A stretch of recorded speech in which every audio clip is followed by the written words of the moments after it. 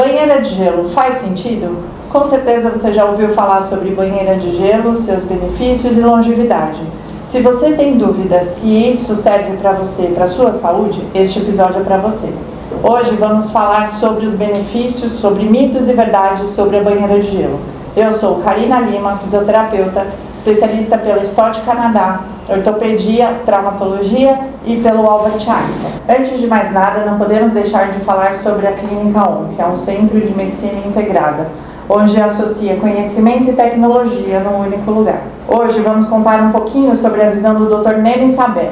O que ele acha sobre o lado dele da medicina esportiva, o que ele acha com relação à banheira de gelo, os mitos e verdades sobre isso. O Dr. Nemi Sabeh é especialista em ortopedia e traumatologia pela Santa Casa de São Paulo, com foco em ombro, cotovelo, medicina esportiva, membro titular da Sociedade Brasileira de Ortopedia e Traumatologia da Sociedade Brasileira de Artroscopia, experiência internacional com passagens pelo mundo, conclusão do módulo Leadership 2022 pela Faculdade de Harvard, 12 anos como coordenador médico da Seleção Feminina Brasileira de Futebol e o fundador do Centro de Tratamento Multidisciplinar com Evolução Corporal.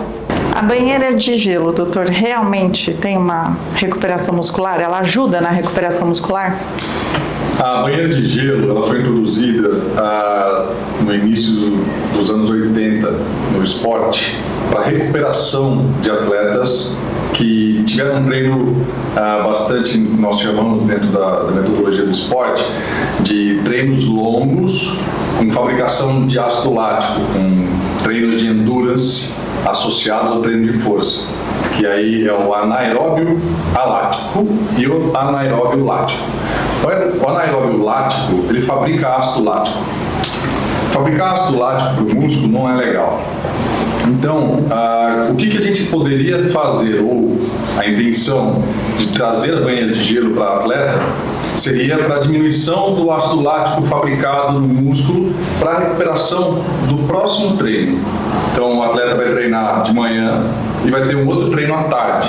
Se o treino for muito extenuante, for um treino anaeróbio, principalmente lático, esse treino vai fabricar ácido lático e vai competir com o treino da tarde, digamos assim.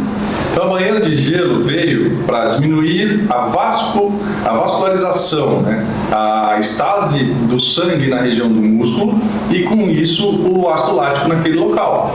Então a banheira de gelo ela é indicada para atletas que acabaram de fazer o treino, 5 minutos depois do treino, dentro do campo, durante 3 a 8 minutos e normalmente tem que estar até 5 a 6 graus de temperatura. Com isso, a vasoconstrição do membro inferior para atletas ou membro superior, ela acontece rapidamente, nesses 5 a 8 minutos, e o pós-treino, logo pós-treino, diminui a quantidade de formação de ácido lático imediato, porque o ácido lático não dói no dia seguinte, o que dói do ácido lático é no mesmo dia do treinamento físico. Então você diminui essa concentração de ácido lático na musculatura. Então ela foi indicada e ela é indicada. Tem um trabalho que fala sobre qual a melhor recuperação para atletas, tanto para treinamento quanto para jogo. E aí inclui alguns métodos, como a banheira de gelo, a terapia manual, o rolinho, a liberação miofascial. E a banheira de gelo foi superior nesse trabalho, falando que a recuperação muscular é melhor em 3 a 5 minutos após 5 minutos do exercício. Então essa indicação é a indicação absoluta hoje para a banheira de gelo. No caso, então, imediato? Imediato, logo depois do exercício. Existe um grande exagero sobre os efeitos e devemos analisar com base na ciência. O que a literatura médica diz sobre isso?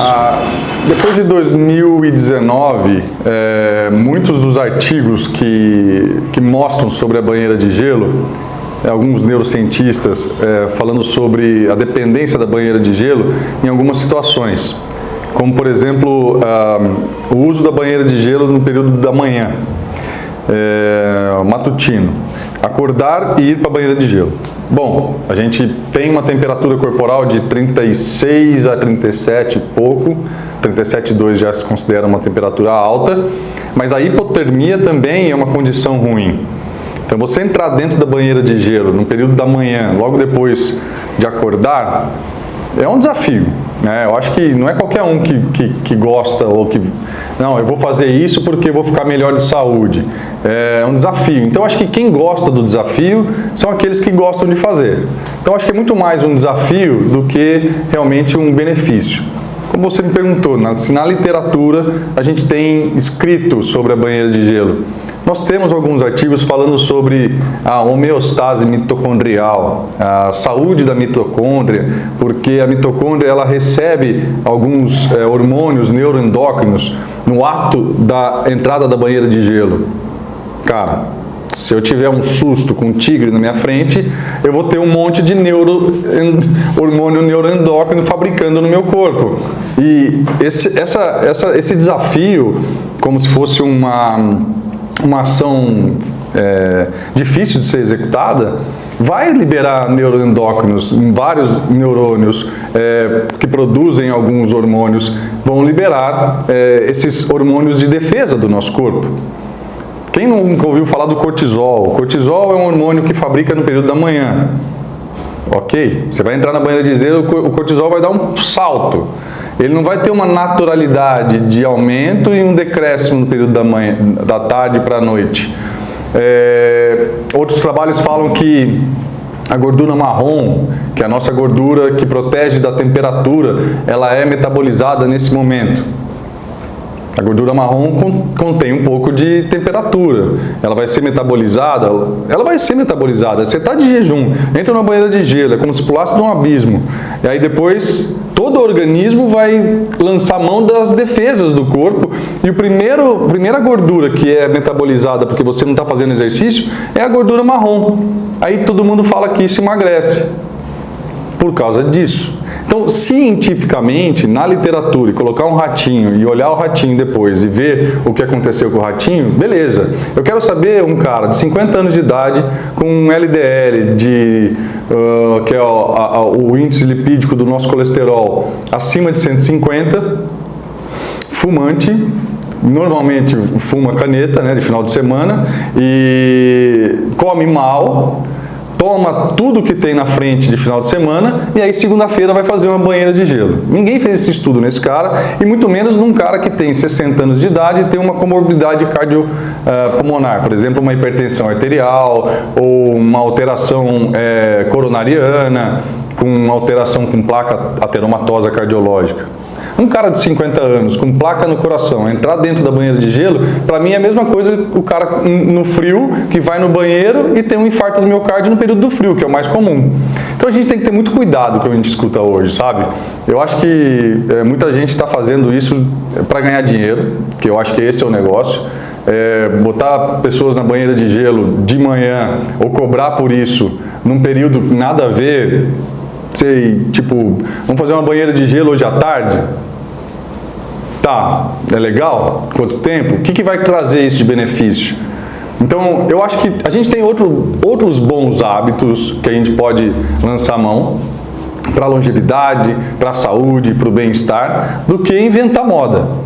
E para mim isso aí agora é uma invenção de moda, até que alguém chegue e mostre para mim que é o contrário. Porque o trabalho hoje tem que ser olhado, obviamente, a ciência mostra que existe essa homeostase mitocondrial, tá, mas o cara não se cuida. E aí vai para a banheira de gelo, e aí acha que aquilo é o sucesso. E agora tem clínica cobrando.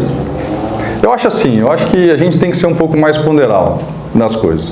E entender um pouco mais sobre a naturalidade das coisas. O que é natural? O que faz bem?